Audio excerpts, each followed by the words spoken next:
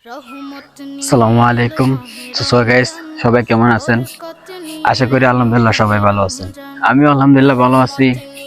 তো সকাল সকাল চলে আসলাম আপনাদেরকে নিয়ে।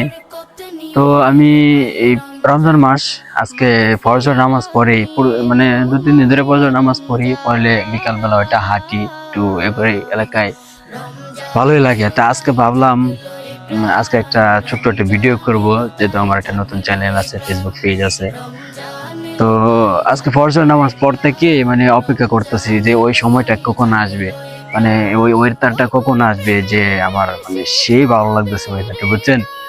হালকা হালকা কুয়াশা, তারপর হালকা হালকা ঠান্ডা, মনে করেন যে সব মিলিয়ে অনেক ভালো লাগতেছে। আপনাদেরকে যদি অনুভূতিটা বুঝাই, তাহলে আপনার ওই যে মনে করেন যে আমরা ওই ডাক্তারের চেম্বারে যাই না, মেডিকেলের চেম্বারে গেলে যে এসি গুলা লাগানো থাকে, দামি দামি এসি, তার মানে মানে যে একটা মজা ফিলিংস আসে, এই ফিলিংসটা এখন আসতেছে আমার। যাই হোক, আমরা তো এরকম ভাবে আমাদের কোনো সময় অফিসে অথবা যাওয়া হয় না, গ্রামের মানুষ তো। তো এই আর কি, তো এই ওয়েদারটার জন্য এই সেই সময় উঠলাম, ওইটা ঘুমানোর দরকার ছিল, কিন্তু এই জায়গাটায় ভালো লাগতেছে এমন টাইমে। তো ভাবলাম পরে ঘুমার মধ্যে একটু হালকা একটু হাইটা চলে যায়। তো সব মিলে আলহামদুলিল্লাহ ভালোই।